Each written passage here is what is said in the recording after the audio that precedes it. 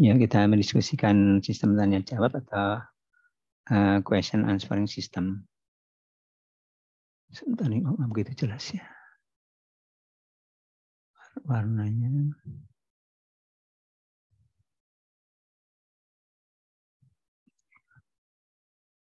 Oke. Ya, sistem tanya jawab ya. Mungkin kita diskusi sebentar. Ini sistem tanya jawab question answer. Ini ada question, ini ada answer. Ya,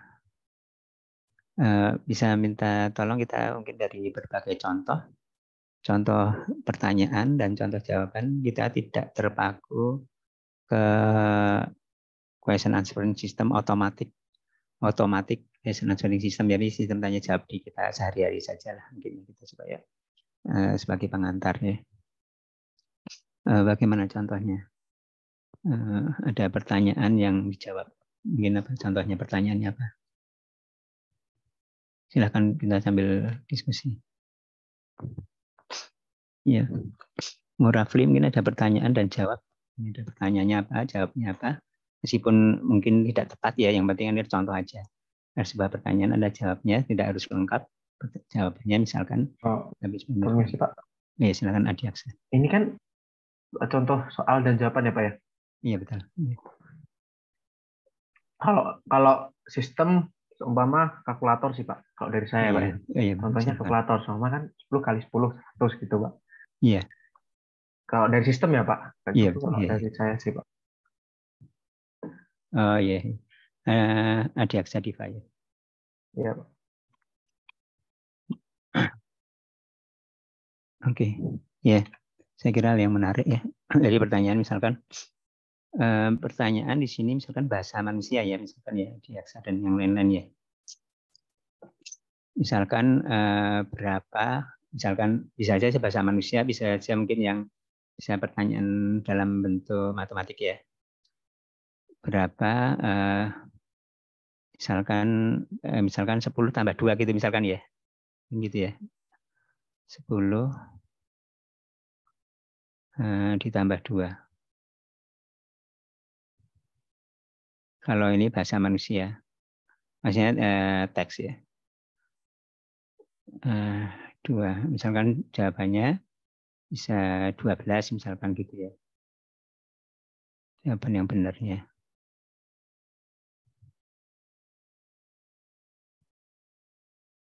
Atau ya yang sama seperti ini 10 tambah 2 pertanyaan seperti itu ya, atau mungkin inilah sama dengan misalkan gitu ya. Answernya 12. Ya. Ya, terima kasih ya untuk Adi Aksa Diva yang telah melontarkan ini apa pertanyaan ini suatu atau contoh ini ya, satu jenis ini apa jenis tanya jawab yang saya kira real di kehidupan kita sehari-hari. Ya. Ya, kalau kita jawab, misalkan yang jawab adalah kita. Ya, kita yang jawab. Kalau kita yang jawab, mungkin silakan mungkin ada atau yang lain. Kalau ada pertanyaan, berapa 10 ditambah 2 yang diucapkan ya, seperti ini atau ditulis seperti ini, jawabnya gimana? Maksudnya bagaimana kita bisa menjawab 12? Dari mana? Adi Aksa mungkin, atau yang lain silakan. Gimana kita bisa menjawab 12 itu asal usulnya dari mana? Kita berpikirnya bagaimana? Dari saya Pak, mungkin Oh, ya, silakan. kalau manusia itu ya caranya dengan menghitung ya Pak. Ya, Farah ya. Ya Pak. Ya, makasih ya. Jadi menghitung, kita tahu bahwa ditambah itu adalah penghitungan ini ya. Jadi kita tahu hukum atau rule ya, rule penambahan, rule aritmatik untuk penambahan ya. Ya, penambahan ya, kalau misalnya 10 tambah 2 berarti kan 12. Ya, seperti itu ya. Seperti itu kan ya. Kalau kita berbicaranya secara umum atau khususnya NLP, itu kita sebelum menjawab ini, kita agak ini dulu, mendiskusikannya agak melebar dulu. Ini question answering system, ya, question answering system atau automatic question answering system, ini supervised atau unsupervised atau yang lain. Ini kalau kita misalkan learning, pendekatannya learning. Semua kan sekarang pendekatannya learning, machine learning ya. Learning ini adalah apakah supervised atau unsupervised atau yang lain? Menurut saya unsupervised, Pak. Unsupervised ya. Benar siapa? Parah lagi, Pak. Oke. Unsupervised ya. Unsupervised itu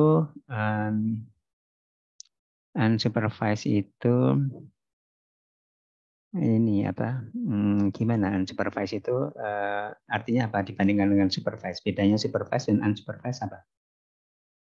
Maaf nih belum menjawab ke sini atau belum mengomentari ke sini, tapi saya kira kita ke situ dulu, ke arah supervised atau unsupervised. Menurut Farah ini unsupervised, ya unsupervised, tidak disupervisi, tidak ada supervisor, tidak ada pembimbing.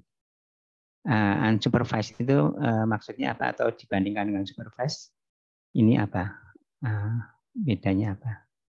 Farah atau yang lain? Kalau yang saya tahu, kalau unsupervised itu tidak ada labelnya, Pak. Kalau yang supervised itu ada labelnya. Oke. Ya, makasih ya, Farah. Jadi kalau supervise itu ada labelnya, yaitu supervise-nya itu adalah label. Yang mensupervisi itu adalah label. Label itu maksudnya kunci jawaban ya. Seperti misalnya klasifikasi ada kunci jawabannya. Jadi ada 2 tahap di supervise, yaitu proses training sama proses training itu adalah pembentukan model ya. Ini adalah pembentukan model building atau mungkin istilahnya ini apa induksinya. Jadi membuat generalisasi, membuat model dengan proses training. Artinya diajarin diajarin sehingga dibuatlah model generalisasi dari data training yang banyak, kemudian diajarin. Ya, diajarin data training itu adalah pasangannya. Pasangan antara kalau misalkan question answering ya question, kalau question seperti ini answernya gini. Question seperti ini answernya gini. Pasangan antara ini labelnya ini. Kalau dianggap sebagai label ya. Kalau ini label tapi ini adalah pasangan antara question dan answer. Kalau klasifikasi antara misalkan antara teks dengan kelasnya apa. Kelasnya seperti misalkan artikel berita, teksnya, kelasnya adalah berita olahraga dan lain-lain. Nah ini kalau supervise-nya ini adalah artinya ada question dan answer-nya, pasangan atau mapping question-nya apa, answer-nya apa. Jadi kalau misalnya kalau misalnya itu ada mau yang namanya proses learning yang supervise atau proses training atau pembentukan model, nah itu artinya kita mempunyai data training yang terdiri dari banyak data training, data untuk latihan. Ya, data untuk latihan yang question answer. Pertanyaannya apa, jawabnya apa. Pertanyaan apa, jawabnya apa. Pertanyaan apa, jawabnya apa. Jadi kita belajar dari contoh kasus. Ini anggapnya contoh kasus. Jadi kalau misalkan di kuliah, di pelajaran, ini kan ada teori. Belajar teori. Kemudian contoh kasusnya apa? Ada teori, contoh kasusnya apa? Nah, kita nggak ada teori, langsung contoh kasus. Ini adalah contoh kasus. Hanya contoh kasus. Learning dari contoh kasus. Nah, teori itu seakan-akan kita bikin, dari training itu kita membuat teorinya. Jadi buatlah teori dari contoh kasus, teori dalam tanda petik ya, teori dalam tanda petik. Ya, jadi teori dalam tanda petik. Kalau mungkin maaf ya agak melebar lagi. Ya kalau klasifikasi itu ini adalah contoh-contoh kasus atau datanya atau instansnya istilahnya ya. Contoh data training atau instance. Istilahnya instances atau instant data training yang banyak sekali.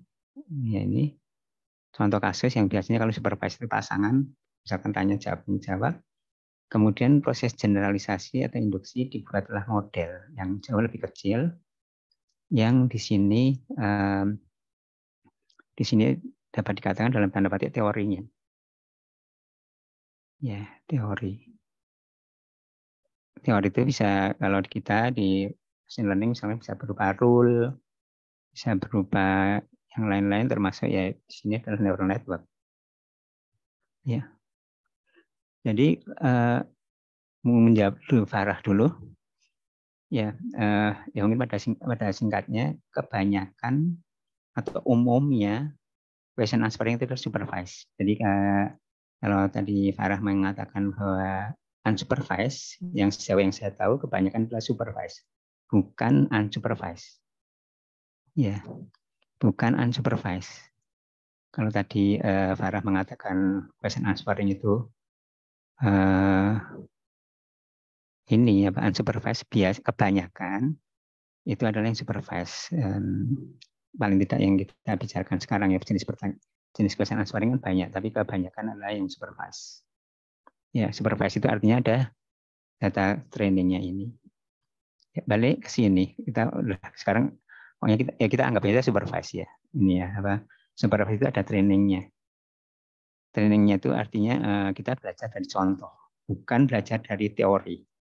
Nah sekarang kita balik lagi ke yang tadi, yang dari Adiaksa Diva. Kalau pertanyaannya seperti ini, ya artinya kita tadi kan kalau jawab kita udah tahu rule penjumlahan kan, rule penjumlahan kan teori ya. Nah kita kalau learning, supervised learning kita nggak tahu teori, ya kita nggak tahu teori ya, ya kita nggak tahu teori, artinya dari ini aja. Dari data training. Data training itu misalkan ini. Kalau pertanyaannya itu jenisnya 10 plus 2.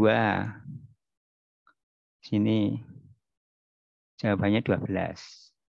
Kita nggak tahu ini tanda ini apa atau kita tanda ini ganti bukan gini. Tandanya misalkan apa? Misalkan tandanya kita ganti dengan misalkan tandanya kita ganti dengan ini misalkan ini. Tapi ini tuh maksudnya penambahan gitu. Ini 12. Kalau 10 ada teks ditambah 2 ini 12.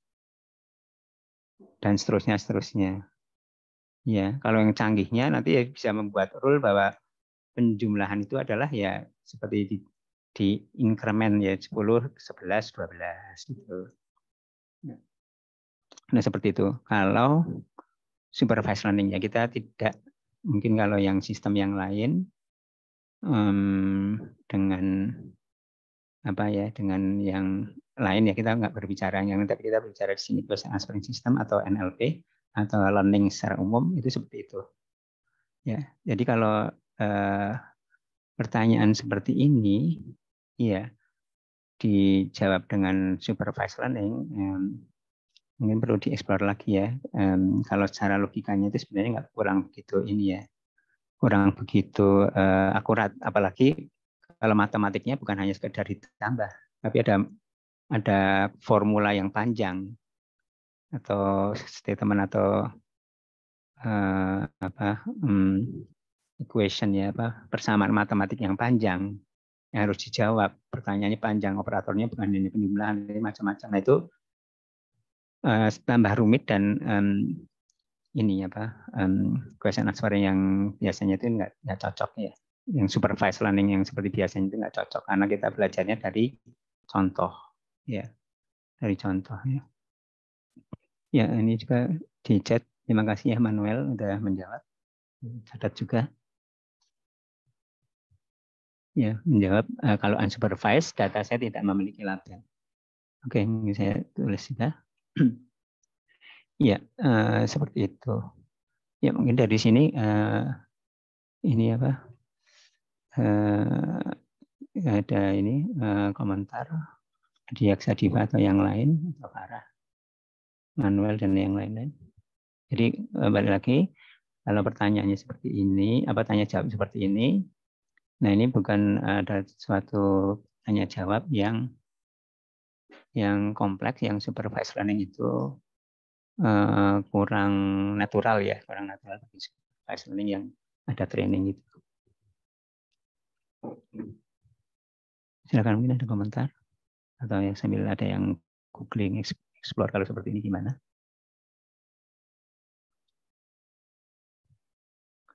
Ya oke, mungkin kita lanjutkan. Pertanyaan yang lain, tanya jawab yang lain. Ini kan pertanyaan jawab yang dari Aksadiva seperti ini ya. Kalau yang lain, jenis pertanyaan yang lain. Contoh tanya jawab yang lain apa?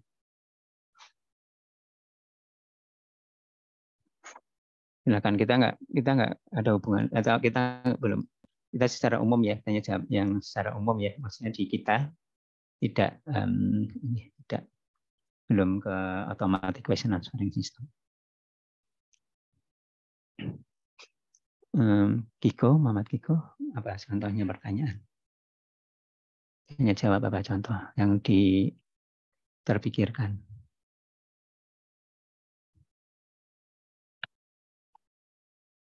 Apa Kiko? Iya, Retno, Sabrina. Apa tanya jawab apa kan terserah apa saja. Untuk kita sama-sama diskusikan ya gimana Retno. Pertanyaan dan contoh tanyaan dan contoh jawaban. Contohnya tadi kan yang gimana? Retno, Sabrina, Retno dengar.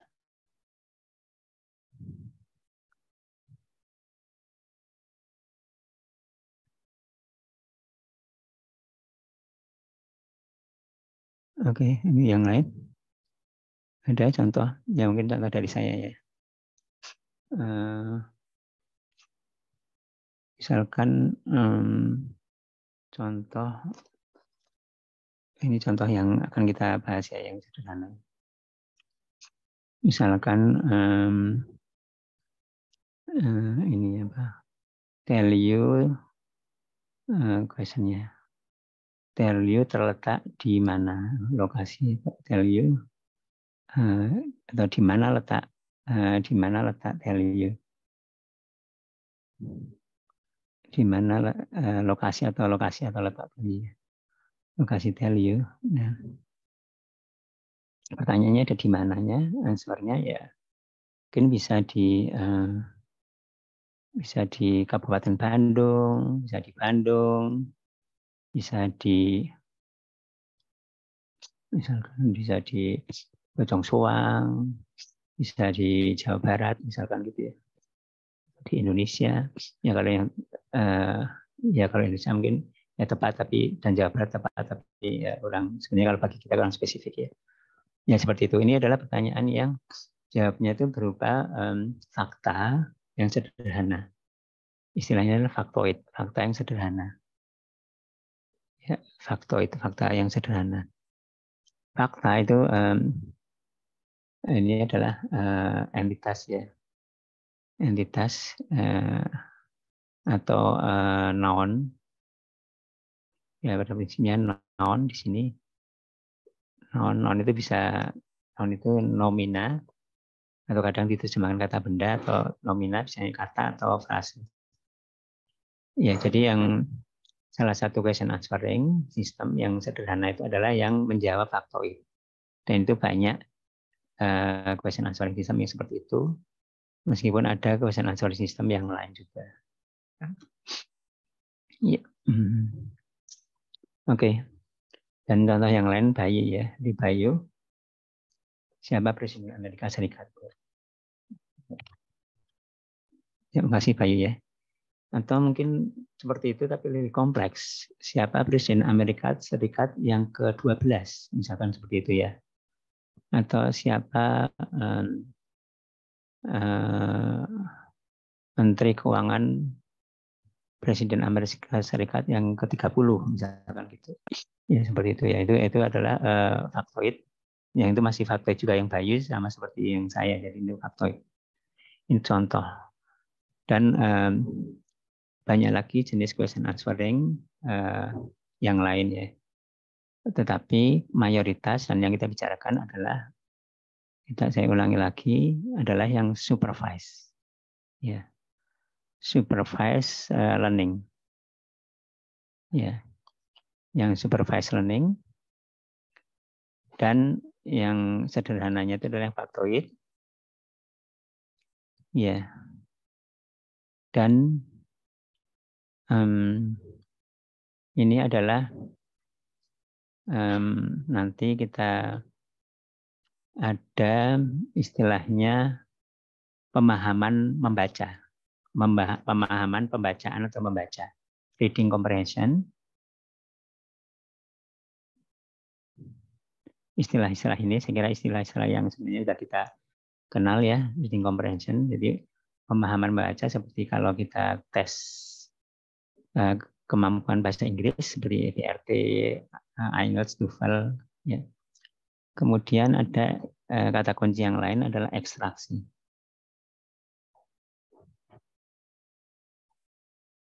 Ekstraksi. Nah sekarang kita coba dari kata kunci reading comprehension dan ekstraksi. Reading comprehension itu dalam hal ini maksudnya adalah ada sebuah bacaan dan ini adalah bacaan teksnya ya. Ada teksnya, kemudian ini ada pertanyaan. Pertanyaan berdasarkan teks ini, nah disuruh jawab. Contohnya misalkan ada artikel berita. Pertanyaan berdasarkan ini. Ini contoh paper. Ini adalah pertanyaan berdasarkan paper ini. Sebuah paper, sebuah artikel berita. Ya. Ya, itu artinya paham nggak apa yang dibaca? Biasanya kalau bahasa Inggris, tes bahasa Inggris kan ini apa? Kalau tes bahasa Inggris kan ini apa? Dengan waktu yang terbatas kan. Jadi membacanya juga waktunya terbatas. Kasih waktu misalkan 10 menit untuk membaca sebuah berita, dikasih pertanyaan, beberapa pertanyaan. Iya, itu namanya reading comprehension. Kalau di bahasa Inggris artinya paham nggak yang dia baca bahasa Inggris ini, sebuah teks yang relatif pendek. Reading comprehension ya, reading comprehension. Nah itu idealnya sebenarnya sebuah tanya jawab kan bukan hanya dari sini saja. Seperti misalkan ada pertanyaan, siapa Presiden Amerika atau siapa Presiden Amerika Serikat yang ke ini ya apa ke-12 atau yang lain, itu kan kita ambilnya dari internet, kita nggak menyediakan ini, menyediakan teksnya, kita nggak tahu teksnya di mana. Artinya teksnya itu sebenarnya banyak banget ya, misalkan ini teks banyak banget ya, ada ratusan, ribuan atau jutaan teks atau misalkan web page. Nah kita adakan pertanyaan ya. Pertanyaan ini dari sini atau dari teks yang pertama atau web page yang kedua, page nggak tahu kita. Ya kita kan nggak nyediain. Ya, ya. Tapi pada intinya adalah sebenarnya ini kan nyari di sini, ada nggak nyari di sini. Nah kalau kita sederhanakan yang question answering dari banyak teks ini, kalau disederhanakan ya satu persatu adalah reading comprehension. Masing-masing reading comprehension di sini. Ya. Ya kalau kita lihat hanya sekilas di sini di ini ya di sini ya yang saya ambil dari materi NLP for Deep Learning Stanford ini yang juga di Speech and Language Processing. Nah di sini sistem secara keseluruhan sini. Nah ini kan dokumennya banyak banget sebenarnya. Ya dokumennya banyak. Tapi di sini kemudian ini dokumen, ya dokumen banyak sekali. Kemudian ini ada inputnya, ini keluarnya adalah passage. Passage itu teks yang pendek yang umumnya diambil dari sini, bagian dari sini. Misalkan satu paragraf di sini, satu paragraf di sini, satu paragraf di sini, satu paragraf di sini. Ya, sebagai kandidat-kandidat source atau sumber dari untuk mencari jawaban. Ya, mencari jawaban di paragraf ini. Ini artinya satu passage ini atau satu paragraf ini adalah reading comprehension di sini, reading comprehension di sini, reading comprehension di sini, reading comprehension di sini untuk pertanyaan ini. Ya, jadi dasarnya adalah reading comprehension itu adalah bisa dasar untuk question answering yang jenis seperti ini. Khususnya yang jenis yang jenis seperti ini ya, termasuk faktoid atau yang lain. Jadi itu adalah kata kunci reading comprehension, pemahaman membaca. Kemudian ekstraksi. Ekstraksi itu alternatif atau lawan dari ekstraksi itu apa? Ini apa ya? Bisa nggak? Ekstraksi. Selain ekstraksi apa? Katakanlah lawannya lah atau mungkin alternatif dari ini ada sebuah seperti misalkan summarization ya, peringkasan ya. Ya, ekstraksi atau apa? Jadi seperti kalau peringkasan ini adalah satu dokumen diringkas menjadi sedikit di sini ringkasannya. Jadi ada satu dokumen, tolong buat ringkasannya. Salah satu ringkasan itu namanya ekstraksi. Ekstraksi itu seperti distabiluin, dipilih yang mana, diekstrak. Jadi ini di sini, yang ini summary-nya. Ini ada teksnya. Ini ada teksnya.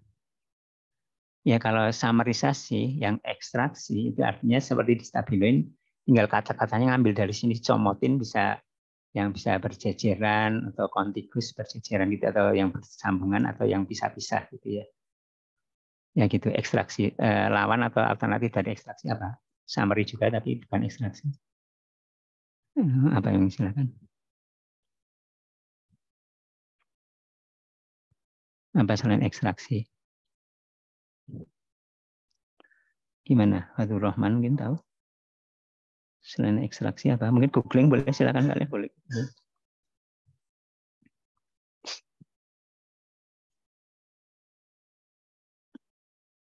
Siti Inayah Putri, apa selain ekstraksi?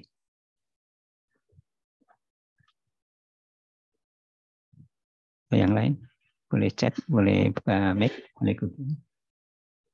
Ini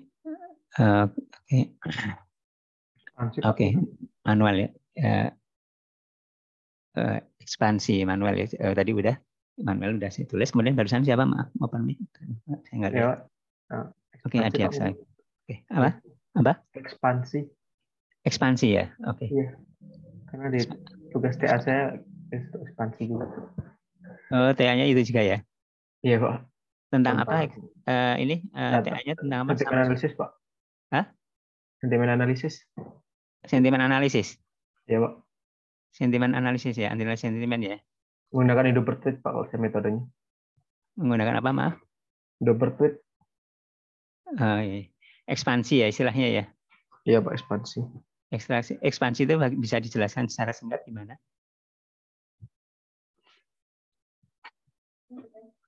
Gimana? Adiaksa bisa dijelaskan singkat ekspansi itu bagaimana? Kalau saya ya, Pak ya, itu kayaknya kalau dari saya itu intinya itu kayak apa ya, menambahkan apa ya, menambahkan suatu apa ya, suatu data latih kayaknya. Kayak kalau menurut saya sih, gitu Pak. ya. Oh iya. Atau maksudnya query expansion, ekspansi query. Maksudnya? Ekspansi saja sih, Pak. Ada query, kemudian query-nya ditambah lagi supaya lebih spesifik atau lebih lengkap itu. Kalau menurut saya sih ekspansi itu buat penambahan suatu data latih mungkin, Pak ya. Kalau menurut gitu saya, ya. Pak, gitu. Oke ya. Ya, makasih ya Manuel dan ini ya Pak Adiaksa. Biasanya ekstraksi itu alternatifnya atau lawannya itu abstraksi. Dan ini yang berkaitan dengan question answering juga ya. Minta tolong ya nanti untuk Manuel dan Adiaksa Diva, nanti kalau ada ekspansi, ada contohnya mungkin saya kelewat ya, yang seperti apa yang takutnya kelewat. Kalau yang setahu saya biasanya adalah query expansion gitu ya, misalkan query expansion ya.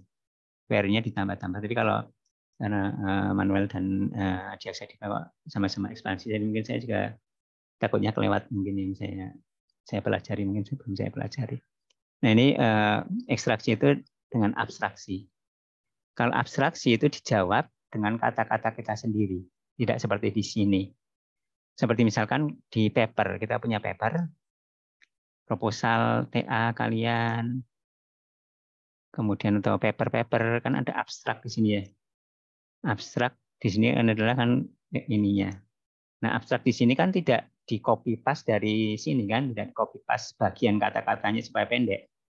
Nah kalau copy paste digabungkan di sini, namanya itu adalah ekstraksi. Tapi kalau kita baca atau kita tidak copy paste, tapi kita menyusun sendiri di sini yang merupakan intinya adalah abstrak dari ini, ya makanya namanya abstraksi. Nah, seperti itu ya. Jadi biasanya ekstraksi itu alternatif atau lawannya itu abstraksi. Ya. Nah, ekstraksi dengan abstraksi mudah mana? Untuk summarization, untuk question answering, atau yang secara umum lah untuk disuruh meringkas, lebih gampang membuat ekstraksi atau abstraksi? Gimana? Gampangan mana? Kalau kalian misalkan ada tulisan, disuruh membuat ringkasan, lebih baik, lebih gampang ekstraksi. Ekstraksi itu menstabiloin, atau bikin abstraksi seperti paper itu bikin abstrak kalimat sendiri, nggak boleh copy paste dari sini. Ya, ya tentunya lebih mudah ekstraksi ya. Ya, lebih mudah ekstraksi. Oke, ya makasih ya Perwira. Ya, lebih mudah ekstraksi ya. Ya saya setuju dengan Perwira dan ini seperti itu ya. Ya saya tulis ya Perwira. Oke, makasih ya. Ya, lebih mudah ekstraksi. Jadi kalau kita berbicara atau mendiskusikan ya, mendiskusikan question answering, tadi di sini ada saya ada beberapa kata kunci, yaitu di sini kata kuncinya adalah reading comprehension dan ekstraksi. Reading comprehension itu satu hal yang lebih sederhana daripada tadi yang dokumennya banyak atau harus perlu retrieval, seperti dicari di yang dokumen yang banyak, karena reading comprehension itu diambil dari satu teks saja. Kemudian ekstraksi lebih mudah daripada abstraksi. Tapi idealnya ya bukan hanya reading comprehension, tapi juga banyak ininya, banyak bacaannya. Kemudian idealnya bukan hanya ekstraksi, tapi bisa abstraksi. Nah, tapi segala sesuatu kan kita berangkat dari ada batasan-batasan, yang batasan-batasan ini, batasan suatu task, suatu proses, ini bisa dikembangkan dengan kadang relatif tidak terlalu sulit banget ya untuk dikembangkan menjadi ini jadi retrieval, tambah retrieval ini tambah jadi abstraksi. Oke, jadi kita reading comprehension. Reading comprehension itu bisa dilihat, ini adalah contohnya di IELTS, contohnya seperti ini, atau di TOEFL atau di BRT di bagian reading. Saya kira hampir semuanya ini ya, hampir semuanya udah mempunyai pengalaman untuk reading comprehension di BRT atau TOEFL atau IELTS atau yang lain. Ya, salah satu question answering ini adalah reading comprehension, di mana reading comprehension itu adalah memahami sebuah teks yang pendek dan menjawab pertanyaan. Artinya secara ekstraksi. Kalau ada pertanyaan seperti ini dan ada teks yang seperti ini, jawablah dari teks ini berdasarkan dari pertanyaan ini. Ada teks, ada pertanyaan, pasangan teks pertanyaan, ya dicari, kemudian jawabannya dari teks ini, seperti di stabilonnya jawabnya ini. Nah, ini adalah salah satu bentuk question answering yang dasar. Ya seperti ini ya. Jadi ekstraksi yang itu reading comprehension. Saja abstraksi bisa saja ya di sini sebenarnya kalau tidak ada di sini. Tapi juga di sini yang ya tapi seperti itu ya kebanyakan ekstraksi. Yang biasanya juga sering-seringnya adalah faktoid atau fakta-fakta sederhana di sini. Ya fakta-fakta sederhana yang ada di sini. Ya itu adalah reading comprehension. Ya, banyak penelitian dari seperti itu. Ini contoh yang lain reading comprehension. Ada passage atau teks, ada pertanyaan, ada passage atau teks, outputnya adalah jawabannya yang diambil dari sini. Ya, yang seperti itu. Kemudian kita lanjut mungkin dengan pertanyaan juga ya dari pertanyaan yang kalian sampaikan. Oke, ini. Pada neural based question answering, apakah ada query yang tidak bisa dibaca oleh komputer? Ya, atau akan dialihkan query lain. Maksudnya tidak bisa dibaca itu apa yang mungkin ya bisa dibaca? Gimana tuh mungkin mau memberi penjelasan apa yang tidak bisa dibaca? Adiaksa Diva mungkin maksudnya tidak bisa dibaca itu apa ya? Ya Pak. Ya, maksudnya tidak bisa dibaca. Gini Pak, seumpama saya bikin pertanyaan ya Pak. Yeah. Pertanyaan seumpama ibu kota Jerman kan harusnya Berlin. Nah, seumpama kalau mereka jawabnya yang lain gimana Pak? Seumpama kalau teks dari pertanyaan itu nggak terlalu jelas gitu. Tidak terlalu jelas itu maksudnya secara teknis. Ya, secara teknis. Fontnya itu atau itu apanya? Kayak tiba-tiba jawabannya berbeda gitu loh Pak. Jauh dari yang kita harapkan gitu. Oh iya, oke. Ya, oke. Ya. Ya. Gini, seperti di sini. Ada namanya database yang terkenal untuk question answering khususnya reading comprehension ya. Ini ada database yang terkenal ya namanya Stanford Question Answering. Stanford Question Answering Database Squad. Iya. Ini database yang terkenal yang ini adalah reading comprehension. Ya.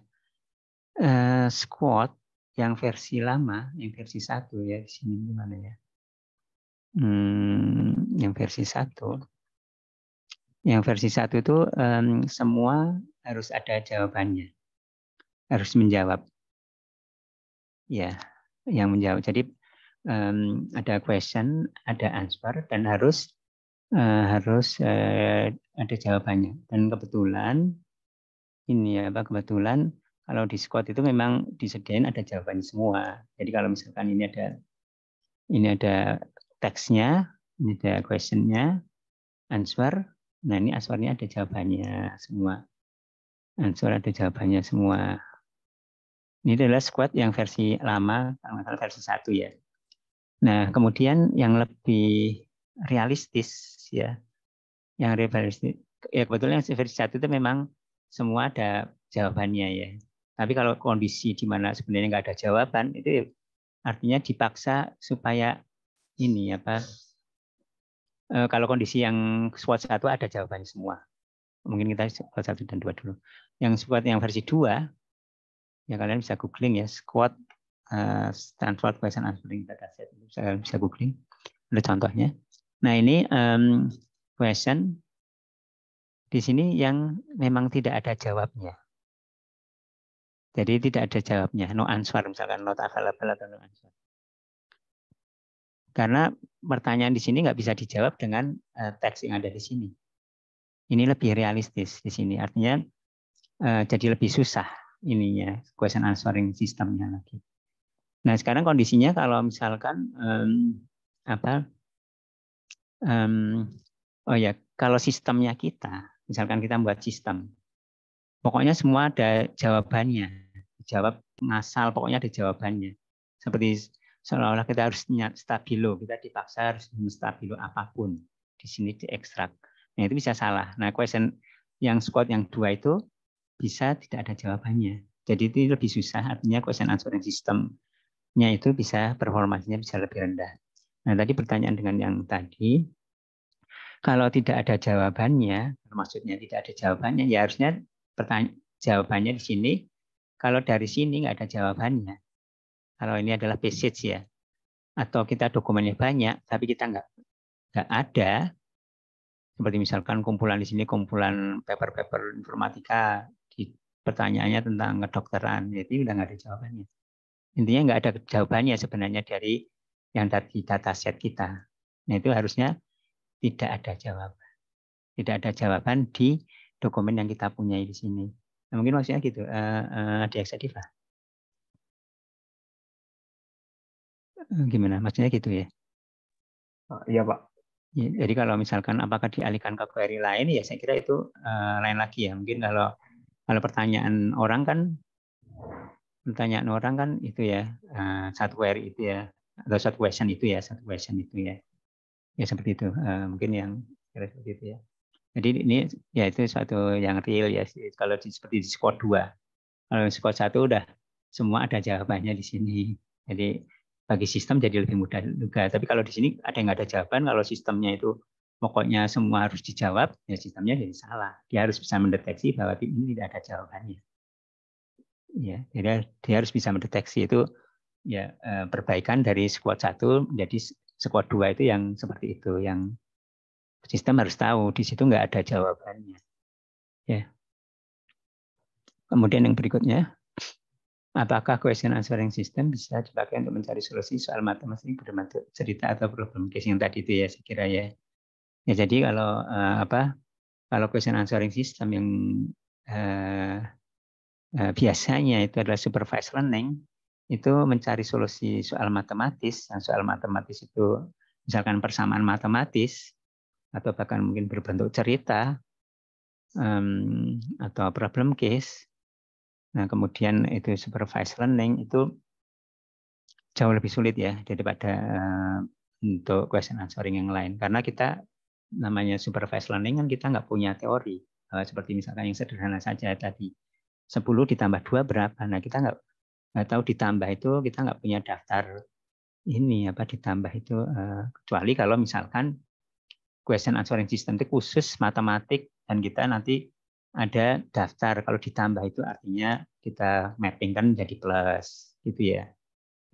Artinya kita tahu bahwa ditambah itu atau tanda plus itu adalah plus gitu ya.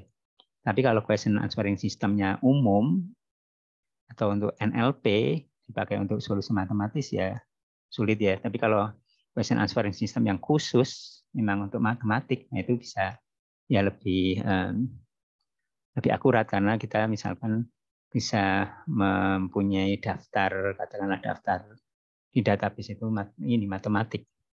Seperti misalkan tadi ditambah itu adalah plus. Saya kira seperti itu ya. Silakan kalau ada komentar. Kemudian untuk chatbot, insya Allah nanti di pertemuan minggu depan kita membicarakan tentang chatbot. Yang question answering system itu berbeda dengan chatbot gimana? Ini bisa salah satu yang mendasar perbedaan question answering system dengan chatbot gimana? Silakan mungkin ada komentar. Maksudnya tidak usah tahu teori-teorinya ya, tapi kita udah tahu.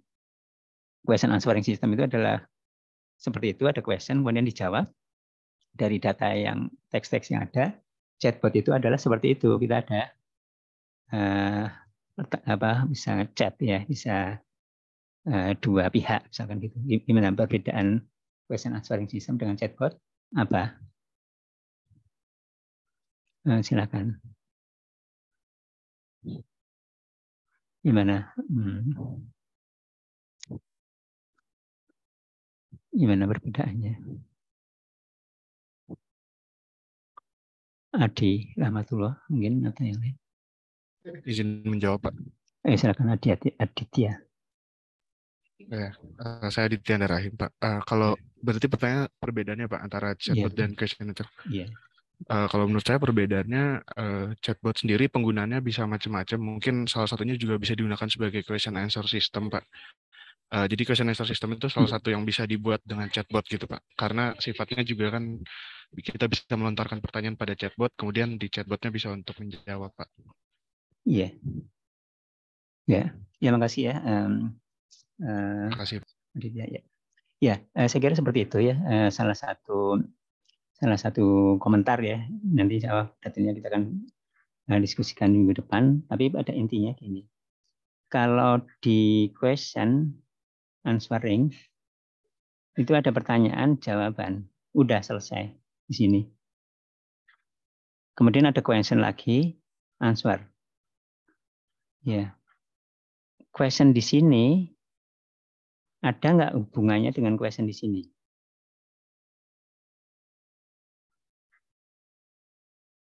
Ini kan kenapa? Maaf. Nggak ada hubungannya biasanya. Nggak ada hubungannya ya. Ini independen. Kita run di sini question, output answer. Run di sini question, answer, nggak ada hubungannya. Tapi kalau chatbot itu ada pihak A, klien dan user atau ya ini A dan B, kemudian A dan B. Ini salah satu yang dasarnya seperti ini. Ini A di sini mungkin ada jawaban hubungannya dengan di sini. Iya.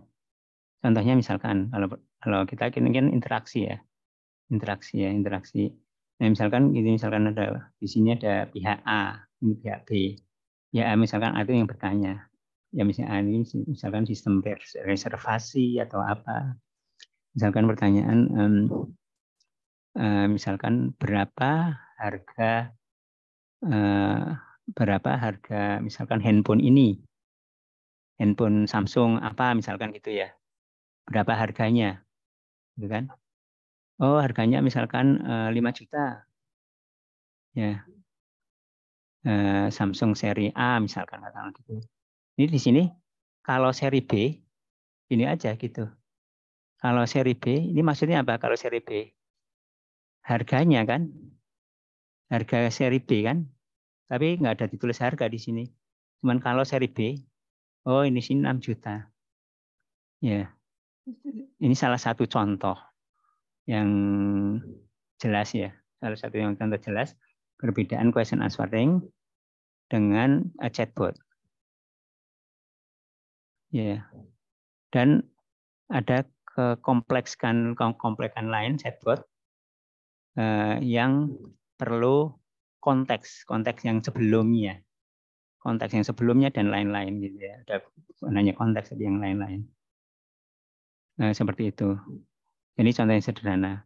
Saya ulangi lagi, misalkan ini ada berapa harga HP Samsung tipe A? Oh, ini harganya 5 juta. Yang A bilang lagi membelinya misalkan. Kalau bukan hanya kalau seri B atau kalau seri B langsung nggak ada kata-kata harga, nggak ada kata-kata Samsung. Ini udah implisit di atas. Jadi seperti itu. Perbedaannya ya. Jadi ya bisa saja sebenarnya chatbot itu untuk ini saja di sini, udah berhenti di sini aja. Ya bisa saja. Tapi kalau jadi chatbot bisa menangani yang seperti ini aja bisa, yang implisit seperti ini nggak ada kata harga, nggak ada kata Samsung. Ya, apalagi kalau yang seperti ini ya. Hanya bedanya biasanya salah satunya di sini chatbot itu biasanya ya bentuknya bisa macam-macam ya. Salah satunya chatbot itu kalau nanyain, tapi biasanya dia kemudian tidak nanya misalkan siapa Presiden Amerika Serikat yang ke-16 misalkan gitu ya. Biasanya tidak, ya mungkin bisa aja seperti itu, tapi jenis yang lain chatbot itu bisa macam-macam ya. Ada bisa reservasi tiket, bisa untuk sekedar ingin teman ngobrol yang natural, dia kesepian di kota yang besar, kesepian dia cari teman ngobrol yang natural, yang nanti jauh minggu depan kita bicarakan yang jadi teman gitu ya, teman ngobrol salah satunya chatbot itu yang ini chatbot yang lama ya, bukan yang sekarang. Yang lama itu juga kalau orang itu merasa dia ingin curhat di chatbot curhatnya Ya, curhatnya di chatbot sehingga dia merasa bahwa chatbot yang udah lama ini, bukan yang sekarang, apalagi yang sekarang, merasa bahwa chatbot itu seperti orang temannya itu. Sehingga kalau chatbot itu mau direkam percakapannya, beberapa orang dia sebenarnya keberatan karena banyak privacy yang dia curhatkan ke chatbot. Ya seperti itu ya, seperti itu. Jadi perbedaan antara question answering system dengan chatbot adalah seperti itu. Dan insya Allah nanti chatbot, insya Allah kita di minggu depan kita akan diskusikan. Silakan kalau ada komentar. Lanjutkan. Ya. Ya. Apakah pendekatan neural based itu merupakan terbaik untuk penyelesaian question answering system? Iya. Yang kita lihat di sini, ya, di sini. Nah ini termasuk yang state of the art ya.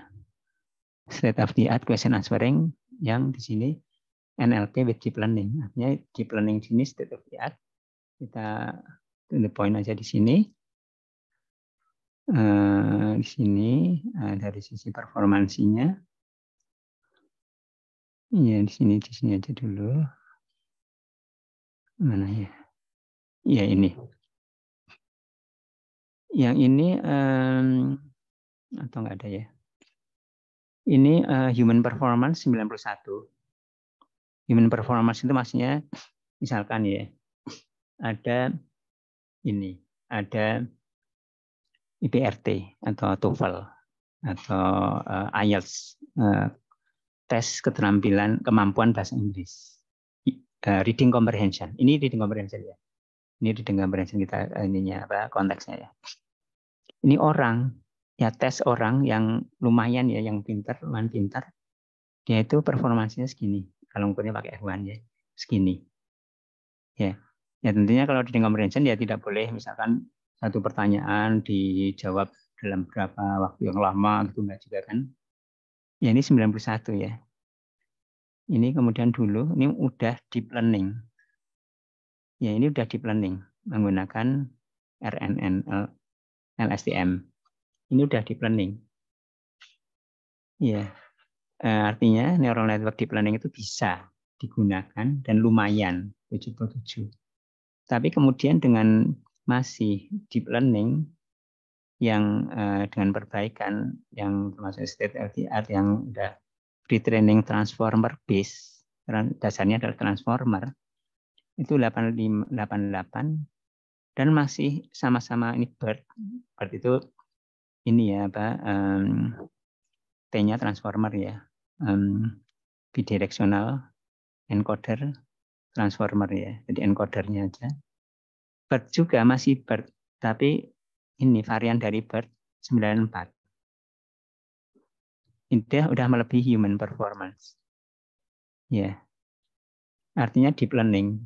Ya, kalau pertanyaan tadi apakah dengan deep learning atau pertanyaan tadi adalah ini apa? Yang terbaik apa neural based yang terbaik? Iya. Yang state of the art-nya itu iya. Jadi kalau ada seperti ini ya, yang seperti ini dasarnya deep learning itu ingat, deep learning itu biasanya end to end. Kalau ini tidak end to end, ini yang dasarnya yang tidak end to end. Kalau end to end itu artinya di sini kita balik lagi end to end ya. Khususnya kalau di sini yang lebih jelas lagi. Di sini apa? End to end itu artinya di sini ada teks langsung jawaban. Jawabannya ekstraksikan tadi mulai dari mana, berakhir dari mana, menstabiluin tadi, menstabilin part tesis tadi. End to end. Ya, ini end to end. Kemudian kalau secara umum, termasuk yang bukan deep learning, ini adalah seperti ini, bukan end to end. Ini ada pekerjaan ini, ada pekerjaan ini, ada pekerjaan ini, ada pekerjaan ini, ada pekerjaan ini. Bisa dilihat parsing, misalkan sintaks parsing.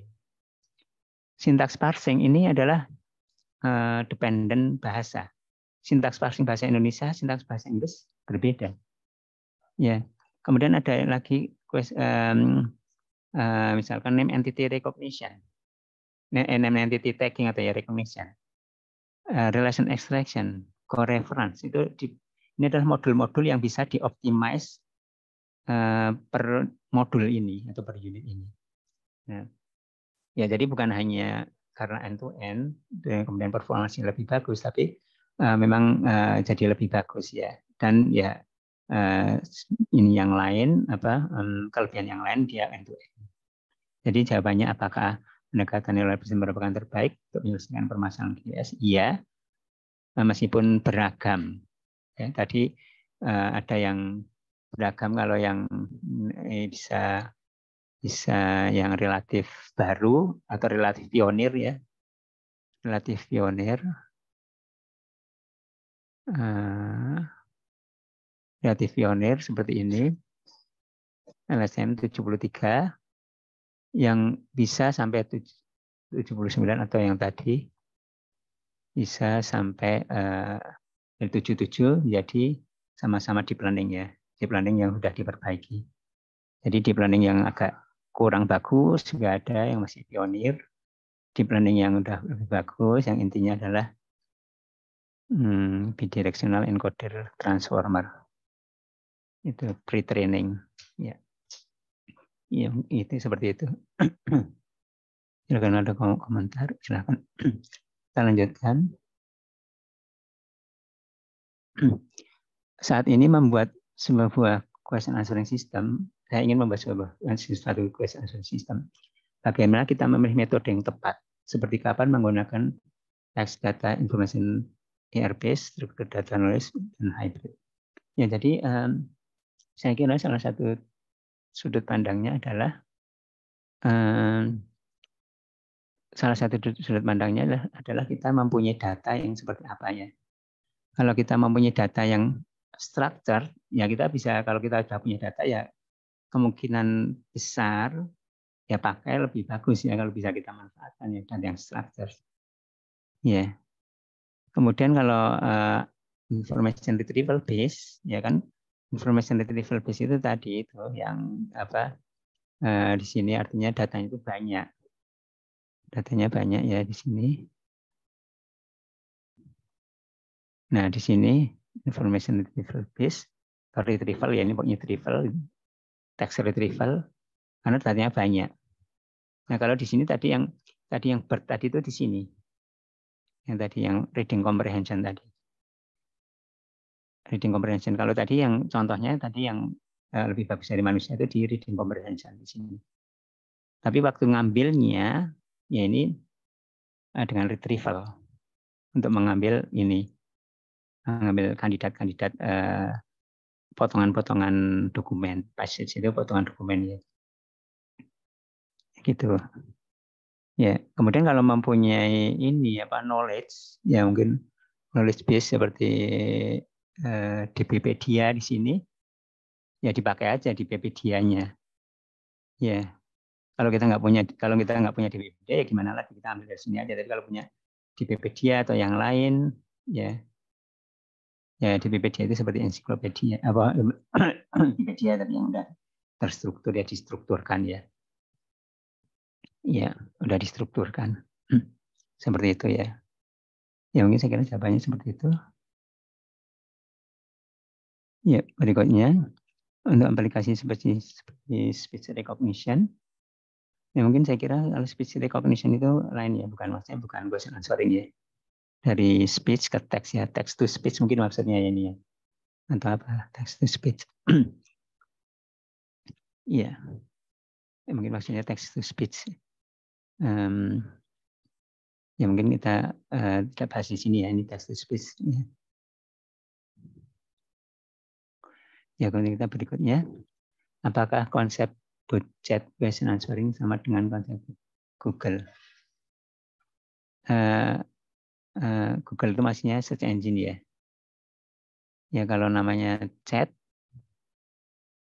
kalau bot chat itu apa ya maksudnya ya? Ya kalau question answering ya gini aja sekarang mungkin Google search engine maksudnya mungkin ya. Google search ya. Google search itu ya sekarang sudah semakin maju dan salah satunya untuk beberapa contoh bisa sebagai question answering ya. Mungkin ya coba apa contohnya yang pakai faktoid aja. Misalkan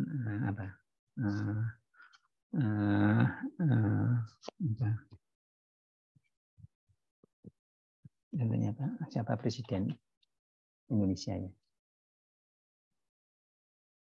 Pertama Indonesia. Iya, kalau di sini belum berarti belum bisa sebagai question answering karena di sini kan masih ini ya. Ya, tidak jawabannya tidak langsung. Atau siapa presiden Indonesia nggak kayak pertama. Ini juga nggak langsung. Tapi misalkan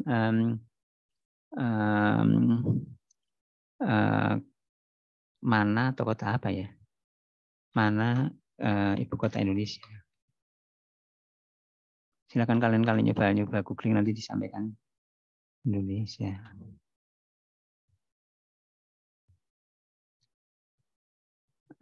Ini juga enggak. Iya, jadi kalau bedanya search engine secara umum dengan question answering, ini kalau search engine keluarnya adalah seperti ini, dokumen dan beberapa dokumen, ini dokumen, kemudian bawahnya dokumen, atau di sini. Ibu kota Indonesia di mana? Ini keluarnya juga dokumen. Kalau question answering itu langsung jawabannya cuma satu, Jakarta gitu aja. Iya. Iya. Iya, saya kira seperti itu secara umum.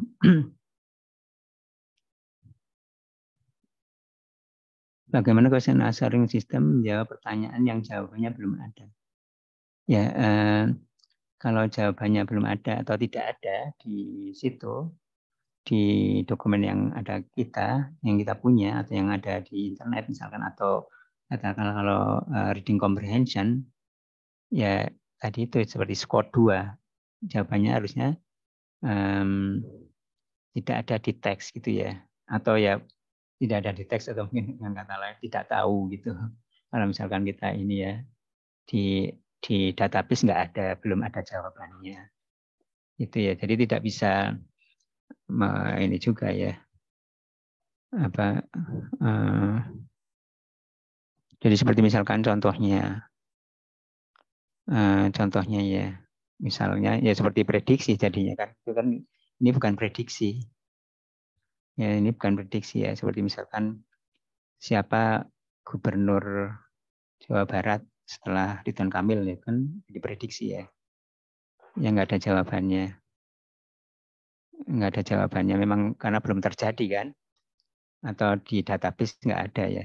Nah, mungkin database kita kurang, atau memang itu tadi squad yang versi 2 memang disengaja dibuat pertanyaan yang tidak ada jawabannya di teks. Silakan jelaskan apa itu reading comprehension. Ya, reading comprehension tadi itu ya ada passage, kemudian ada answer, ada question, answernya itu dari ekstraksi dari teks. Apakah NLP dapat diterapkan selain dalam sistem ini? Tentunya ya kan. Dari perbandingan BIDAF dan BERT, apakah memang terbukti BERT lebih baik dari question answering? Misalkan mungkin ada komentar atau di chat ada. Oke, makasih ya Christopher. Mungkin reading comprehension dalam hal question answering system ini terlebih dahulu akan melakukan pemahaman pada sebuah teks atau cerita yang digunakan sebagai sumber informasi. Jadi pemahaman ya, comprehension itu maksudnya pemahaman. Jadi akan melakukan pemahaman dari teks atau cerita yang digunakan sebagai sumber informasi. Saya taruh di sini biar kebaca.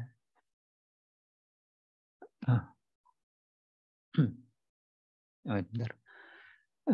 Selanjutnya user dapat mengajukan pertanyaan. Selanjutnya user dapat mengajukan pertanyaan untuk menguji sistem tersebut. Ya, seperti itu. Ya, seperti hanya kalau IELTS, TOEFL, itu kan menguji pemahaman yang dites kan, sejauh mana memahami bacaan ya. Seperti itu ya. Ya, makasih ya, Christopher ya.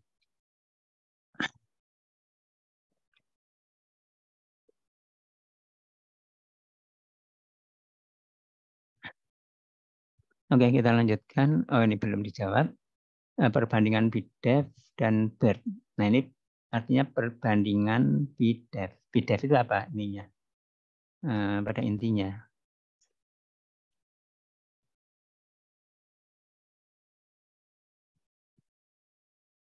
Ya.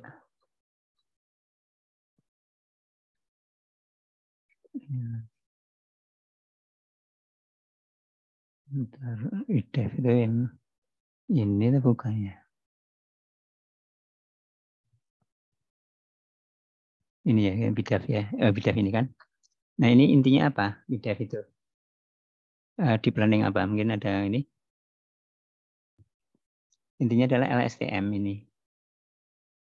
Yang ditambahi dengan attention dan embedding, baik itu embedding karakter atau embedding words di input. Yang intinya di sini dapat dikatakan inilah praproses. Ya, praproses. Kemudian di sini tambah attention, ini adalah LSTM. LSTM itu adalah RNN, recurrent. Recurrent ya. Recurrent itu artinya serial, di prosesnya serial. Ya, kemudian bird itu adalah ya, bird itu intinya adalah transformer, bidirectional transformer, encoder, dan dia bukan hanya transformer, tapi pre-training. Ya, pre-training itu artinya apa? Di training sebelumnya dengan data yang sangat banyak, tapi menggunakan dengan task yang lain. Task yang lain itu artinya sebenarnya adalah transfer learning. Jadi tasknya ini, disuruh belajar menggunakan ini. Suatu task yang relatif sederhana ya, katakanlah gitu ya. Tetapi keuntungannya dua task ini, MLM dan NSP, Task Language Model dan NSP Next Sentence Prediction itu tidak perlu pelabelan secara manual. Jadi ini pre-trainingnya ada language model. Ya, Mass Language Model itu adalah diprediksi yang di tengah-tengahnya ini seperti ditutupin ya kalau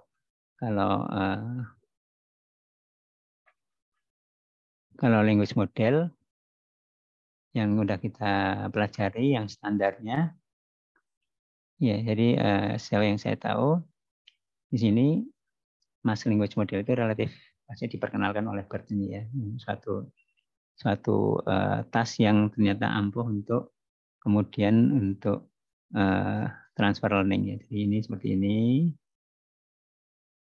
language model ya. Kita udah tahu kata 1, kata 2, kata 3, kata 4, kata ini, kata 1, kata 2 dan seterusnya. Kemudian ini apa? Ini adalah language model. Salah satu dasarnya adalah seperti itu. Memprediksi next word. Kalau mask ditopengin, diberi topeng, ini adalah seperti ini.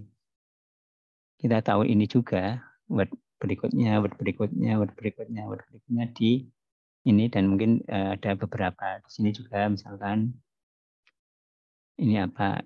Ini tahu word yang tahu. Jadi disuruh nebak di sini, disuruh nebak di sini, mungkin ada lagi di sini, disuruh nebak di sini. Nah ini adalah namanya mask, diberi topeng masknya. Mask Language Model. Ya. Kemudian yang kedua di BERT itu adalah NSP. Next Sentence Prediction, memprediksi kalau ini tadi next word prediction kan kalau language model ini, kalau ini next sentence prediction. Ini ya next sentence prediction itu sebenarnya bisa seperti ini language model juga ya. Tapi di sini tasnya itu adalah ini adalah sentence, ini adalah word kata-kata yang santai. Titik misalkan kata berikutnya itu apa di sini atau kalimat berikutnya. Kita lihat bahwa MLM maupun NSP, meskipun itu adalah supervised learning, meskipun itu perlu perlu data training itu harus berlabel. Ini kan sebenarnya udah ada, tinggal kita kuncinya udah ada. Kita kalau punya data berita, data tweet atau yang lain-lain kan tinggal ditutupin aja, kemudian dicocokin dengan yang sebenarnya. Ya, jadi ada dua task ya, ada dua task di sini. Dua task ini adalah task MLM dan NSP. Kemudian di training menggunakan itu, diberi bobot, dihitung bobotnya. Yang ini berarti itu intinya adalah transformer, encodernya aja, yang bidireksional, menggunakan MLM dan ini kemudian datanya sangat besar, karena meskipun supervised learning, tapi dengan MLM dan NSP itu gampang nyarinya, datanya sangat banyak, nggak perlu manual annotation, misalkan dengan Wikipedia yang besar, dan korpus-korpus yang lain.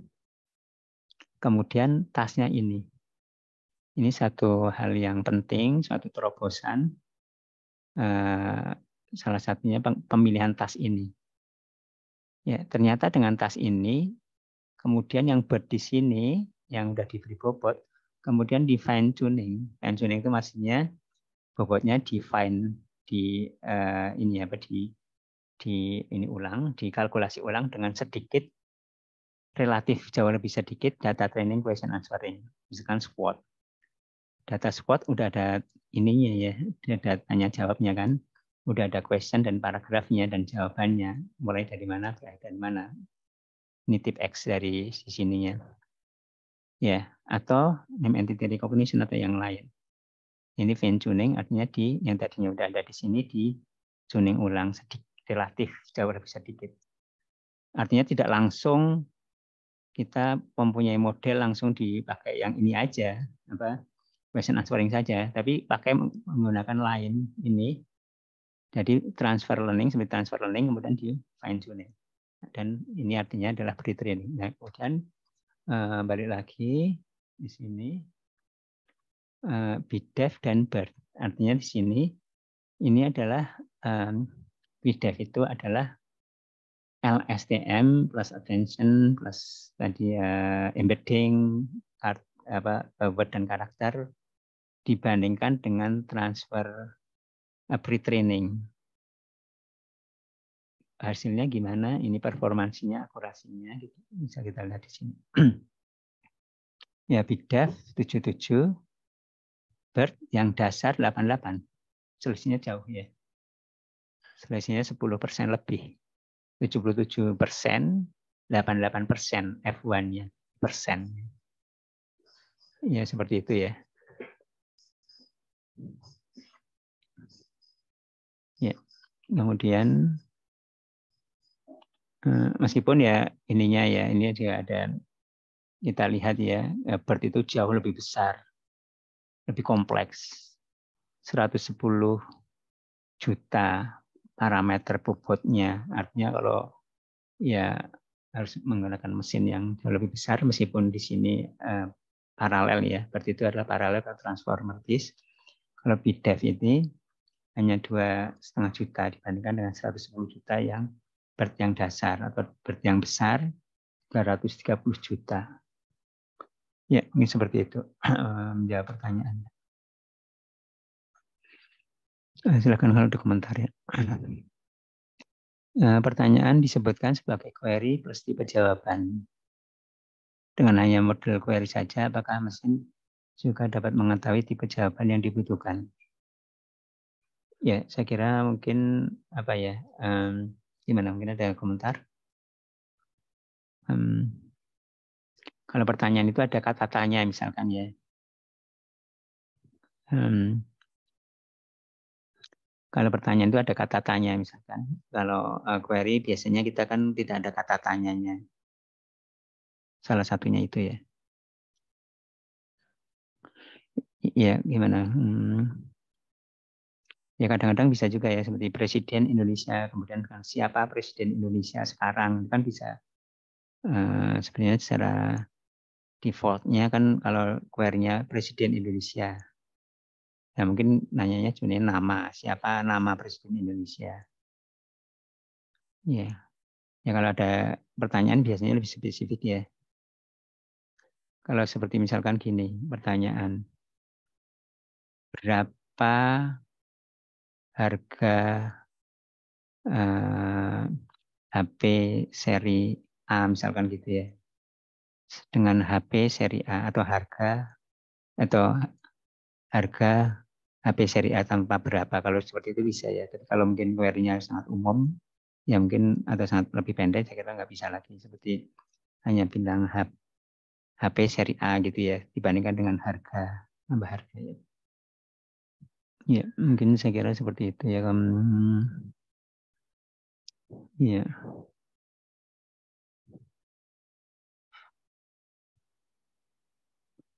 Ya, intinya query itu lebih pendek biasanya dan tanpa ada kata tanya, kemudian juga lebih umum gitu ya.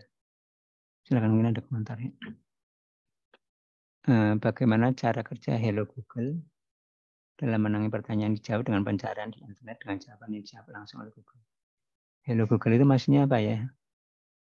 Yang ini ya, maksudnya Hello Google itu ini atau apa ya?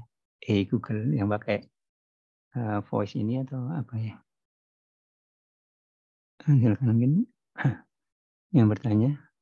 Andi Satria Permana ada. Izin menambahkan Pak. Ya silakan Mbak. Jadi kan di Hello Google kan bisa bertanya Pak, semisal untuk meeting besok itu jam berapa kayak gitu Pak. Nah itu kadang saya bertanya tuh yang muncul bukannya seperti jawaban kayak QA system, tapi malah muncul jadi search engine gitu Pak. Iya. Hello Google itu maksudnya dengan inputnya voice ya? Iya Pak. Ini kalau di sini Hey Google ini ya maksudnya. Iya. Sekarang namanya Hello Google ini ya. Oke. Maaf karena saya belum pernah. Tapi intinya adalah bukan teks tapi voice. Ya, gitu ya. Andis ya. Apa? Iya Pak. Iya. Voice. Jadi ya, mungkin saya pernah menyampaikan di sini atau belum. Di sini kita ada yang buku yang sangat populer dan kita pakai ini speech and language processing. Maaf ya mungkin di sini atau bukan, maaf kalau ini apa kalau diulangi lagi. Di sini judulnya speech and language processing. Ini speech yang pertama speech. Tapi kalau dilihat sini speech-nya yang mana? Yang bab 1, bab 2 bukan. Terutama bukan. Itu 1, 2, 3 itu terutama teks. Ini terutama teks. Ini kita teks.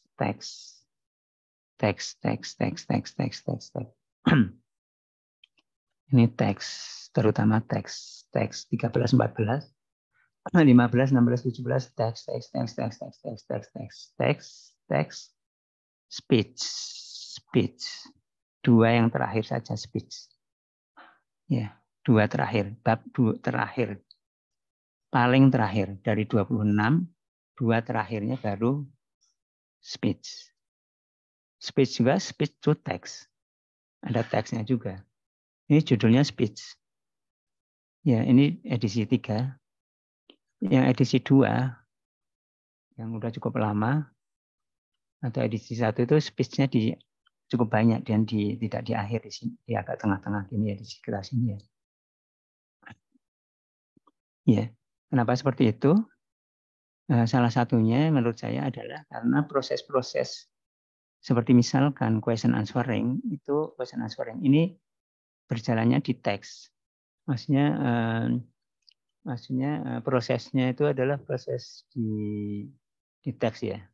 Jadi kalau misalkan di sini ada question answering system, ya question answering system di sini. Ya, yang sebagai questionnya di sini, ini answernya. Ini di sini adalah teks. Seperti misalkan deep learning di sini, seperti misalnya BERT atau BDEF atau yang lain. Ya,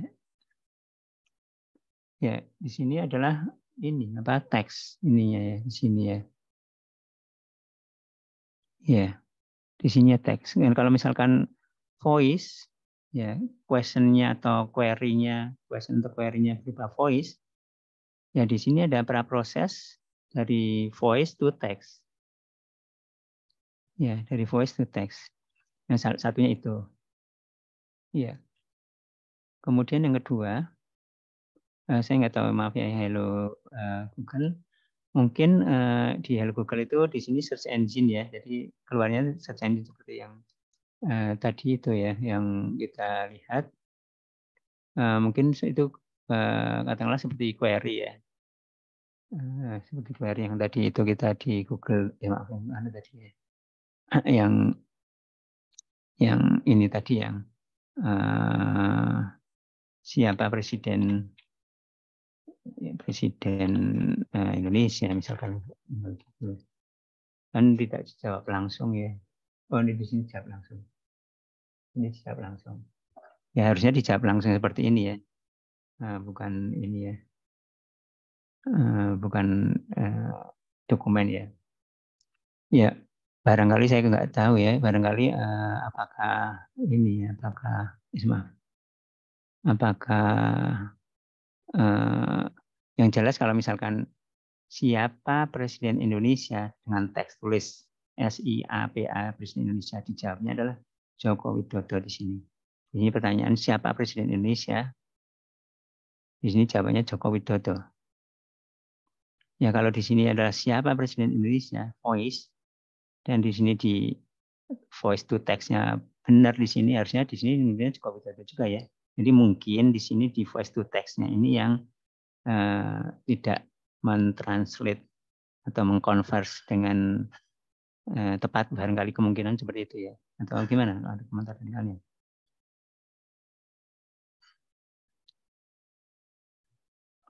Ya. Karena dasarnya memang dari teks di sini, prosesnya itu adalah teks. Kalau teksnya ada benar dan kita lihat benar di sini, tapi kita dari voice ke teks, mungkin kalau voice to text yang bisa dihasilkan teksnya seperti apa, mungkin barangkali ini udah benar di sini. Ini berarti mungkin harusnya ya benar ya. Saya nggak tahu persis ya, mungkin voice to text-nya atau yang ya, ini silakan mungkin ada komentar.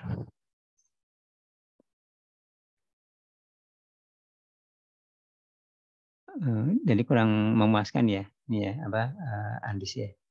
Ini kalau Hello Google yang kasus yang ini ya, kasus yang dicoba ya. Ya, jadi pada intinya adalah kalau kita bicara NLP, ya mayoritas ya kita membicarakan kita adalah membicarakan teks. Karena prosesnya teks. Yang state of the art tadi deep learning, termasuk BERT atau yang lain, transformer, itu inputnya adalah teks. Kalau voice ya dia voice to text dulu. Tidak bisa voice, inputnya voice untuk BERT atau apa, yaitu karena kan ini apa dasarnya itu adalah teks itu bisa aja ini ya, teks itu bisa kata atau bahkan karakter atau subkata. Subkata itu seperti misalkan ini apa silabi atau apa suku kata ya, suku kata atau n-gram karakter gitu. Ya, berikutnya apa saja tahapan-tahapan arsitektur proses QES? Nah, ini tadi kalau kita berbicara yang state of the art, end to end, ya end to end di sini. Ya end to end di sini udah nggak tahu di dalamnya ini maunya cuman ya ini aja ini neural network aja kan. Ya neural network aja, nggak ada yang seperti ini. Oh tapi maaf ya. Ini yang untuk maksudnya ini yang reading comprehension ya. Maaf, ini reading comprehension. Ini reading comprehension. Reading comprehension itu adalah yang ini ya. Terutama yang saat ini ya. Yang saat ini reading comprehension itu yang di planning itu di reading comprehension, yang reading comprehension itu yang ini reading comprehension itu ini. Reading comprehension itu ini. Ya. Yang tidak ada ini ya. bukan ada ini, nggak ada retrieval-nya, belum ada retrieval-nya. Jadi retrieval itu bisa bukan di planning. Iya. Jadi kalau tahapan-tahapannya ya, ya di sini ada yang seperti ini, candidate answer question, candidate answer generation, dan lain-lain. Meskipun di sini question langsung ke sini ya, bisa langsung ke sini. Ya tanpa tahu question type-nya atau apa yang di sini. Tapi kalau yang secara keseluruhan bisa seperti ini ya.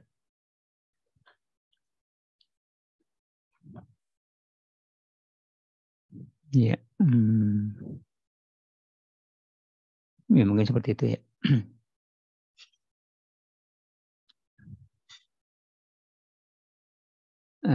Proses yang sulit. Oh ini, gini di sini. Ini tadi kan persentasenya kan besar ya. Ini ya akurasinya atau efektivitasnya ya ini besar ya. Udah melampaui manusia di sini. Ya, udah melampaui manusia. Tapi ada pertanyaan-pertanyaan yang sulit di sini. Apakah reading comprehension aja? Reading comprehension ini ya. Apakah udah solve? Ini pertanyaan-pertanyaan yang sulit dijawab oleh state of the art. Di sini yang expected-nya yang seperti ini, yang benarnya, yang prediksinya adalah ini prediksinya. Seperti ini misalkan, yang mungkin terbaca atau gedein dikit. Gedein dikit ya.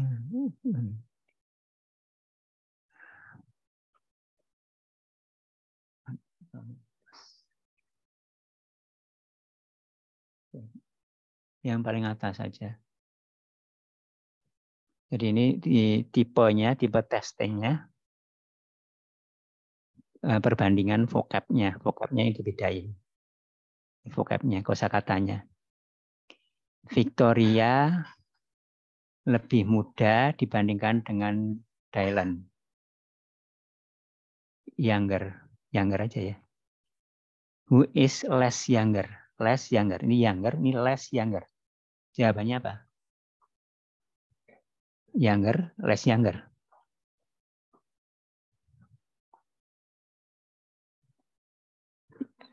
Ini younger, less younger, kurang muda, kurang muda gitu ya. Iya. Siapa yang less younger? Jawabannya Dylan. Less younger itu artinya ya lebih tua ya. Less younger itu lebih tua, mungkin meskipun jarang lah istilahnya. Nah ini banyak salahnya, failure rate-nya cukup tinggi. Ini failure rate-nya lebih tinggi lagi. Anna is worried about the project. Ya, di Anna worried about this project. Ya, dia khawatir dengan proyek ini ya. Deg-degan dengan proyek ini. Tapi Matthew sangat khawatir dengan proyek ini. Ya, sangat khawatir. Ya. Jadi mana yang lebih khawatir sama yang kurang khawatirnya dengan proyek ini? Harusnya Anna yang kurang khawatirnya. Karena ini Matthew sangat khawatir tapi ini sangat Matthew. Jawabannya adalah Matthew kalau prediksinya salah, banyak salahnya. Iya. Jadi jenisnya vocabnya. Dengan adanya vocabnya salah satunya adalah dengan yang lebih superlatif atau most atau least ini masih banyak salahnya ya dan lain-lain jenis-jenis. Ini jenis-jenis yang banyak salahnya. Ini bahkan yang salahnya banyak ya di sini. Jeremy lebih optimistik dibandingkan dengan Taylor. Optimistik. Siapa yang lebih pesimistik? Ya, harusnya Taylor ya. Ya, Taylor lebih pesimistik. Ya, karena Jeremy yang lebih optimis. Ini kurang optimis. Jeremy lebih optimis. Taylor kurang optimis. Nah, sekarang bukan optimis pertanyaannya, pesimis. Siapa yang lebih pesimis? Harusnya Taylor. Tapi jawabannya di sistem-sistem itu Jeremy. Ya seperti itu. Dan pertanyaan-pertanyaan yang lain ya. Pertanyaan-pertanyaan yang lain yang sulit ya. Pertanyaan-pertanyaan lain yang sulit ya di sini.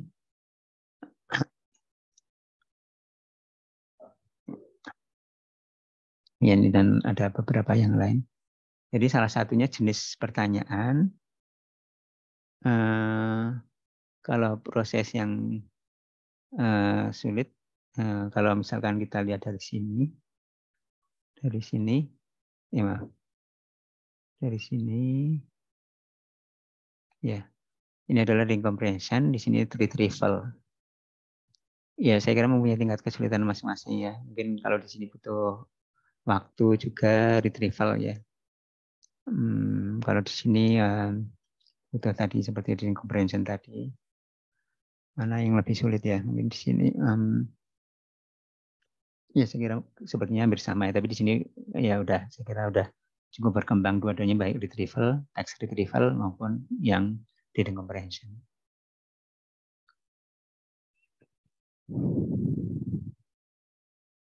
Ini apa jenis pertanyaan masih sulit ya, belum atau masih sulit diatasi oleh question answering tadi barusan. Bisakah CNN digunakan dalam question answering? Ya. Question answering pada prinsipnya ini, question answering itu pada prinsipnya adalah ini kalau misalkan seperti ini, misalkan inputnya di bawah gini ya, outputnya di atas. Ini adalah sistemnya dan kita black box di sini. Ini pada prinsipnya adalah sequence. Kemudian ini adalah sequence. Yang ini nature-nya bisa di sequence to sequence. Sequence to sequence. Ya. Ya nature-nya yang seperti RNN atau transformer ya, yang sequence, inputnya outputnya sequence. Sequence itu artinya satu dimensi. Satu dimensi gini. Hanya dari awal sampai berikutnya. Kalau dua dimensi seperti ini. Ada di sini seperti pixel, image pixel dari kiri ke kanan, dari bawah juga ada dimensi sini dan dimensi sini. Ya, pertanyaannya, bisakah CNN digunakan untuk question answering system? Nah, ini CNN itu yang seperti ini. Konvolusional. Di sini dua dimensi, nature-nya. Karena konvolusional, lilitan ya, seperti lilitan di sini ada ini apa istilahnya apa ya, dari sini ke sini ada mungkin bisa ke sini kemudian ke sini sinyal lilitan seperti ini, ada seperti n-gram gitu ya. Ya. Kemudian ini dua dimensi, nature-nya ini satu dimensi. Yang meskipun bisa pun tidak ini ya, tapi ini apa yang sangat natural adalah yang sequence to sequence, yang RNN dan transformer ya. Iya. Kalau dua dimensi ya dalam banyak hal bisa digunakan juga untuk satu dimensi. Dipakainya ya satu dimensi aja. Tapi yang natural dan seperti BDEV atau BERT tadi base-nya itu adalah transformer. Ya, transformer itu ya dia seperti pengembangan RNN ya, bukan CNN. Ya kalau pertanyaannya bisa atau tidak, ya saya kira ini ya Pak, saya belum ini ya ya paling tidak mainstreamnya itu tidak seperti itu. Ya, ya seperti halnya MLP ya, MLP multilayer perceptron ya bisa aja tapi nature-nya tidak seperti itu. Ya mungkin kita lanjutkan.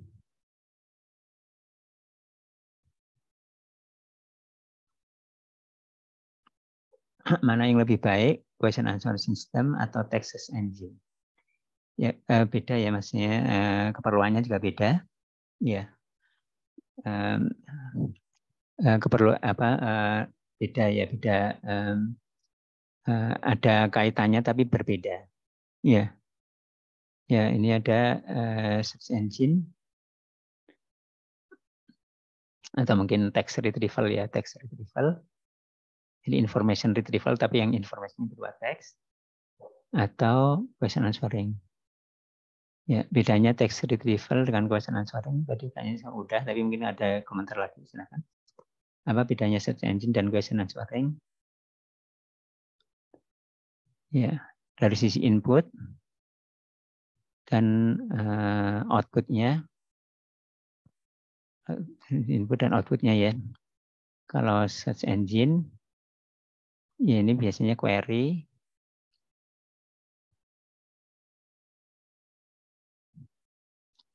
Ya, kemudian jawabannya adalah ini apa?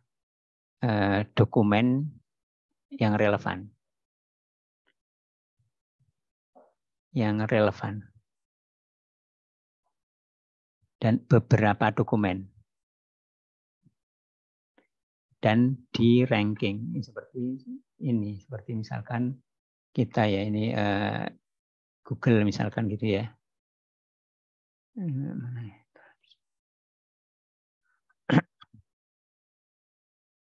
Ya, seperti misalkan query itu biasanya kan lebih pendek ya, tidak ada kata tidak natural language ya.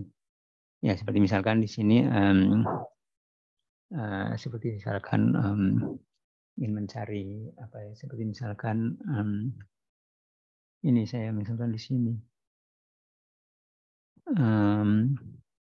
Perkom KPK misalkan itu yang berkaitan semua dengan Perkom KPK dan isinya adalah dokumen-dokumen atau snippetnya yang dikeluarin, dan ini ada beberapa dan istilahnya yang relevan dengan query dan di rankingnya berdasarkan relevansi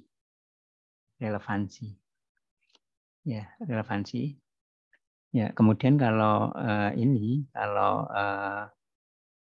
tanya jawab ya, kalau question answering ya, question answering di sini biasanya inputnya adalah pertanyaan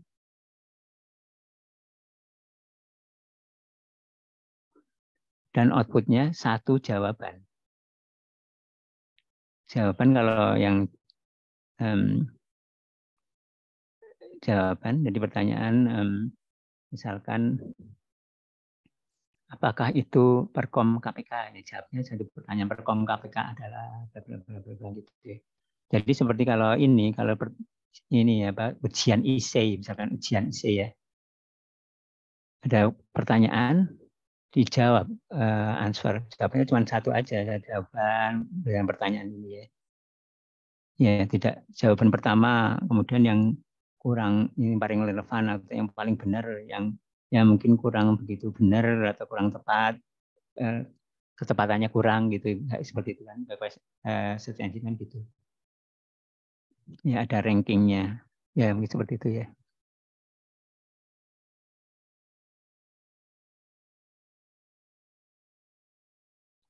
Berikutnya, apa metode yang paling baik digunakan dalam membuat sistem QA? Nah, kalau sekarang state of the art-nya adalah pre-training. Deep learning pre-training, yang dasarnya itu adalah BERT. BERT itu dasarnya adalah transformer. Transformer itu dasarnya adalah attention paralel, attention dan paralel proses ya. Bagaimana peran NLP dalam proses chatting di dalam chatbot? Ya, saya kira insya Allah ini ya, minggu depan kita bahas apa saja yang dapat digunakan untuk membuat automatic question generation ya, untuk pertanyaan non faktoid ya. Jadi question generation di sini. Jadi generate adalah questionnya ya. Gimana, mungkin lagi TA ini ya? Ya, Christopher ya. Question generation ya.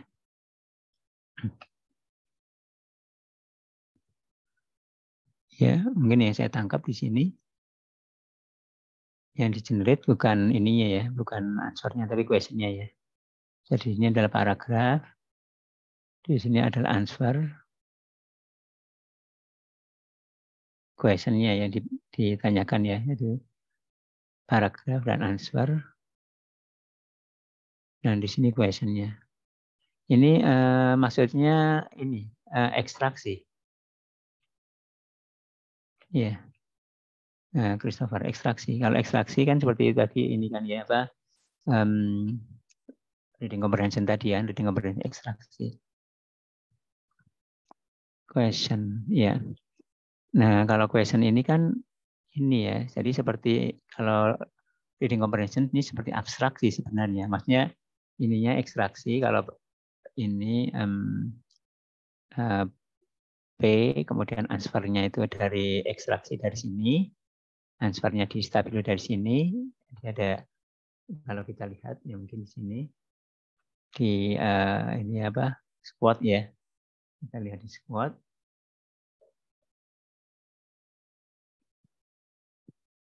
Ya, kita lihat di squat di sini.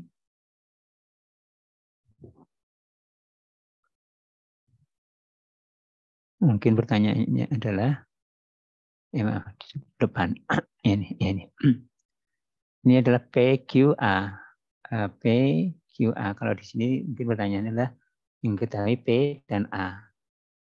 Ini P-nya dan answernya ini. Bikinlah pertanyaan ini, ya. Nah, ini berarti kan abstraksi ya, tidak ngambil dari sini. Abstraksi ya. Kalau menurut saya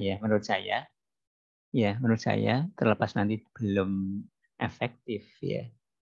Kita lihat ini aja, ininya apa? Yang penting input outputnya, ya, input outputnya, ya input outputnya kalau kita lihat, ya terlepas nanti kurang efektif, tapi dasarnya adalah saya kira seperti ini ya, dasarnya ya.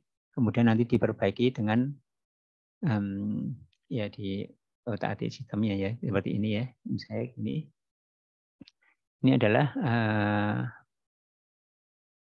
adalah passage-nya, teksnya. Ini adalah answer di dalam ini ya, kalau ekstraksi kan di dalam sini itu ditandai dengan apa ya? Ditandai mungkin dengan start dan end-nya. Ditandai dengan apa ya?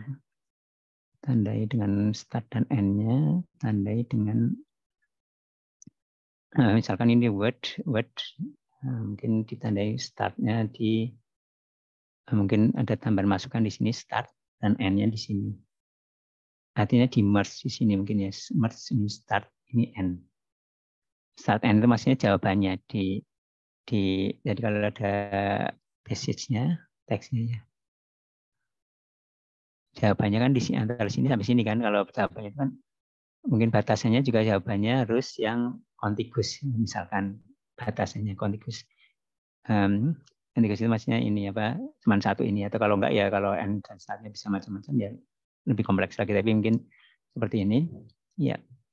Kemudian jawabannya adalah di sini, tapi artinya kan ini abstrak, artinya encoder decoder kan ya, secara umum kan ya.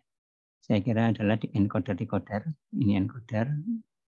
Saya kira sebagai dasar, paling tidak sebagai baseline ya. Sebagai baseline. Baseline itu adalah sistem yang dasar. Sistem yang dasarnya. Encoder decoder. Ini adalah encoder, ini decoder. Ya, ini adalah outputnya. Outputnya di sini adalah question-nya. Output ini adalah question-nya. Question-nya kan kemudian ini encoder. Kemudian di sini ya tentunya nanti ada ininya ya, ada attention atau menggunakan ya ini kemudian di sini inputnya berupa passage dan ini ada start dan end-nya. Start dan end-nya sebagai ininya, sebagai jawabannya. Jadi ada passage dan answer.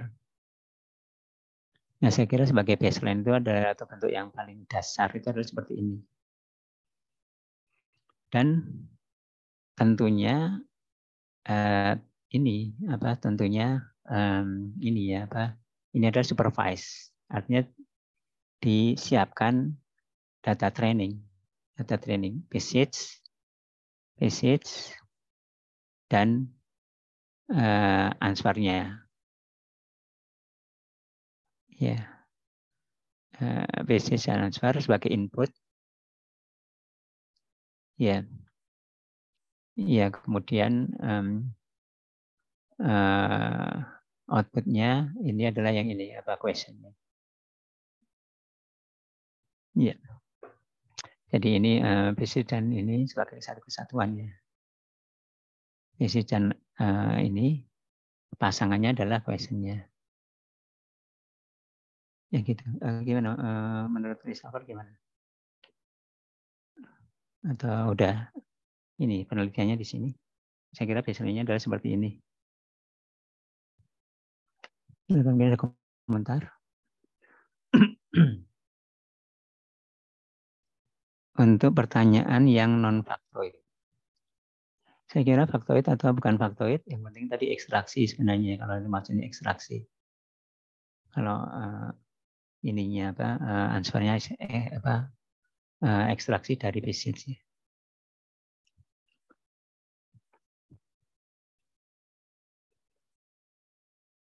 Ya, gimana silakan. Tentunya di sini ini ya, question itu tidak hanya satu ya. Nanti apa untuk testingnya seperti halnya yang seperti squat itu juga tidak hanya satu ya. Di squat itu tidak hanya satu ininya apa kunci jawabannya ya.